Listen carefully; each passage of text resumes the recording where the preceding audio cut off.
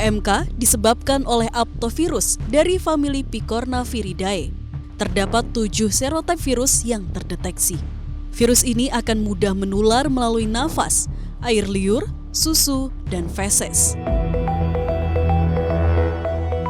Kalau kita melihat karakter ya, untuk virusnya memang sama-sama virus PMK di tahun 86 dan atau 80-an dengan tahun yang sekarang sama-sama disebabkan oleh virus PMK, dan serotipenya sepertinya serotipenya sama, serotipe O.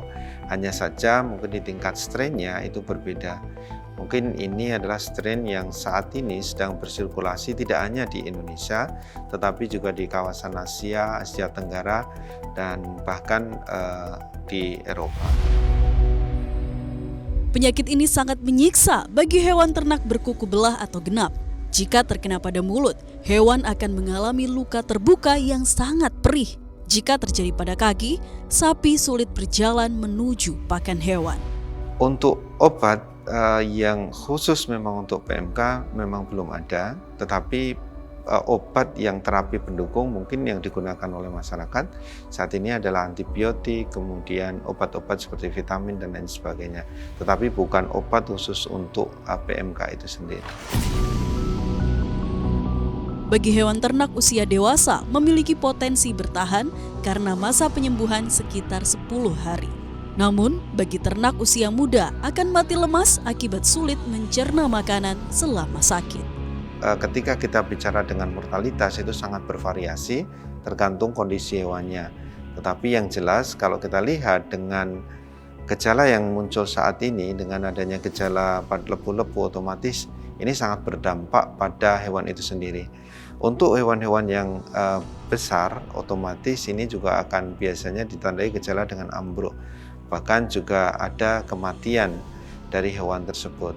Ini sama halnya ketika kita misalnya untuk hewan-hewan yang berumur muda dan untuk hewan-hewan liar dilaporkan di luar negeri ya, ini gejalanya ini bisa mengakibatkan tingkat kematian yang cukup tinggi pada hewan liar seperti antelope dan lain sebagainya. Artinya dampaknya memang cukup besar dan berdampak sangat serius pada hewan.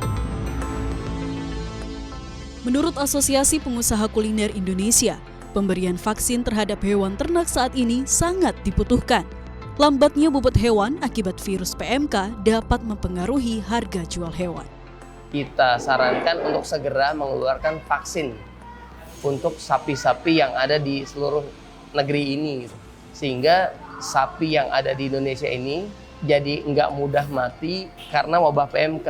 Atau jadi jadi cepat pertumbuhan bobot berat badannya karena memang sapinya sehat setelah divaksin PMK. Karena PMK ini benar-benar ya pertama sapi jadi cepat mati, yang kedua sapinya jadi lambat gemuknya gitu. Sehingga harga daging sapinya ya jadi mahal. Nanti kan pasti ada efek dominonya tuh ketika para peternak kesulitan mendapatkan sapi yang maksimal bobotnya gitu. Mungkin masyarakat juga agak was-was ya karena adanya penyakit PMK. Yang kedua, ya itu faktor harga. Jadi harga itu semenjak Idul Fitri sampai saat ini belum ada penurunan.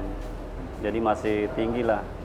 Jadi untuk masyarakat kita mungkin agak kurang terjangkau gitu. Kalau vaksinasi kan saat ini kita sudah tahu ya, terkait dengan saat ini kita sudah importasi dan lain sebagainya, pasti dengan import tadi itu pasti bisa mengcover untuk vaksinasi yang sudah dilaksanakan oleh pemerintah. Kalau vaksin PMK mungkin kalau dengan upaya dari pemerintah dan political will dari pemerintah mungkin bisa dipercepat Mas ya. Artinya kalau misalnya untuk kegiatan penelitian saja itu bisa dipercepat untuk memproduksi vaksin ini. Mungkin estimasinya ya sekitar at least minimal untuk kegiatan penelitian terkait dengan vaksin biasanya minimal 1 tahun sebenarnya, Pak.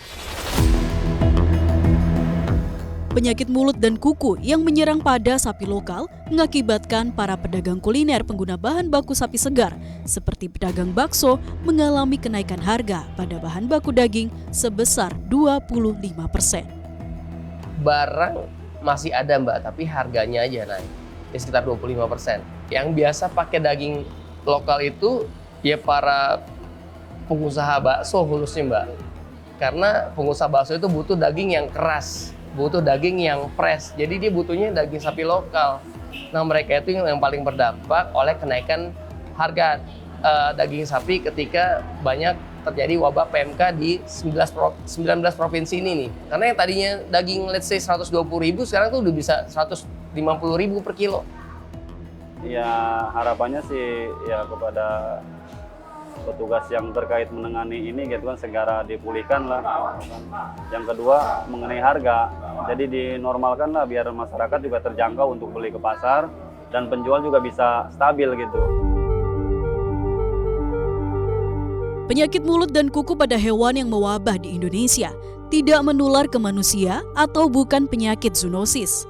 Namun, masyarakat masih resah dan menginginkan adanya jaminan keamanan saat menyajikan daging sapi lokal saat ini. Kalau orang makan, nih Pak, dagingnya gimana nih? Aman nggak? Aman, insya Allah aman. Kan begitu jawaban kita. Kalau diumpamanya kita bilang nggak aman, berarti nanti dia makan nggak aman gimana? Kan repot juga kita. Ya kan? Gitu. Jadi pemerintah itu pun harus turut andil dalam masalah ini.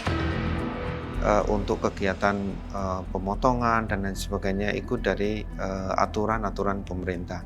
Artinya untuk pemotongan yang terkait dengan hewan-hewan terutama yang nanti potensi terinfeksi oleh penyakit PMK.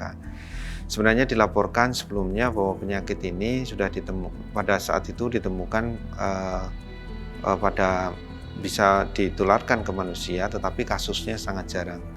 Jadi memang kasusnya sangat jarang, tidak seperti penyakit-penyakit zoonotik lainnya.